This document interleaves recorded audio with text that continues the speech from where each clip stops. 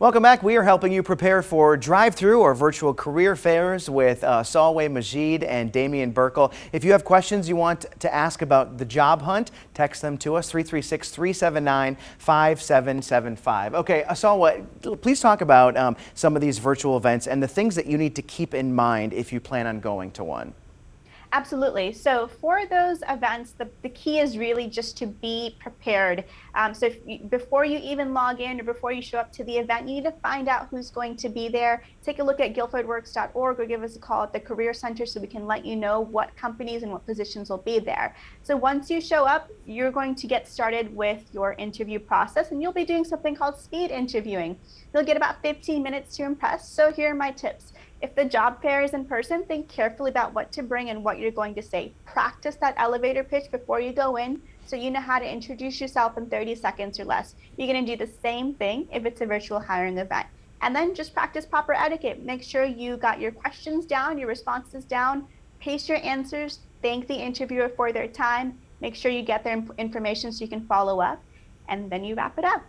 Damian, something that somebody just texted us, they said, another question I normally have trouble answering. What's your desired salary for this role? What would be a proper way of answering this question without lowballing yourself? Excellent question. I do a presentation at Professionals in Transition called the Damian Salary Dance. And especially during a first interview, if you can avoid talking about your salary for as long as possible, because the rule is he or she who talks about salary first loses. And so you can say something like, I'd really like to get a little bit farther along in the discussion before we talk about salary. And there's various other things that you can say. And the reason why that's so important is once you state what the salary is going to be, and oh, by the way, you don't know whether that's too high or too low, you've drawn the line in the sand, and the interviewer already knows the highest amount of money that they're going to pay you. Now, a couple other things real quick. If you are absolutely forced to give a salary, you want to give them a salary range and a wide range. Also, you can research salary information on a number of sites. LinkedIn has that information, and there are several others. And you literally can type in the title and the zip code, and it will bring up the salary for the position in that zip code. And that's a good starting point.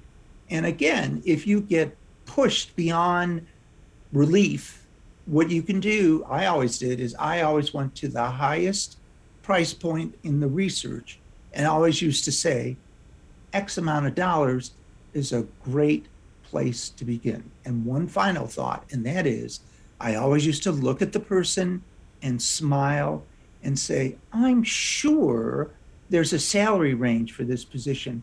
Can you tell me, please, what is the salary range? And then smile and keep your mouth shut, because he or she who speaks first loses. That's some good stuff. So what would be the biggest mistake that you see people make when they come to one of these events? And then also, please repeat the next virtual job fair date and location. Absolutely. So one of the biggest mistakes I see is, especially when people show up to in-person hiring events, is they didn't bring anything. They just didn't bring a bag with some water, sanitizer, masks, and most importantly, they didn't bring enough copies of their resume. You are there to meet people and let them know who you are. So show up with just a small little bag of the essentials, right? Sanitizer, masks, water, just something to get you through the day. Wear something comfortable. Don't dress in your Sunday best, because you will be on your feet for several hours. And then bring, the magic number is 10 resumes, but more copies never hurt anybody, so that you have enough to give away. And then just to give you an idea of what we've got coming up, so next week we've got 3 hiring events, all in person. April 27th, we've got 4 companies coming out with offerings in advanced manufacturing, healthcare, food, beverage, plus more. April 28th is Graham Personnel with more than 400 open job positions that they'll be interviewing for actively. And April 29th, Blue Arbor We'll be hiring for full time for the city of Greensboro. And then the following week, we'll have 4 more in-person events. We do ask that all customers adhere to COVID-19 safety protocol to keep us all safe. All right, Damian, we have about 20 seconds left. The biggest mistake you see people make? Not being prepared. Just real quick, you can get in touch with professionals in transition. Easy to remember, jobsearching.org. And thank you for giving me the opportunity to be here tonight.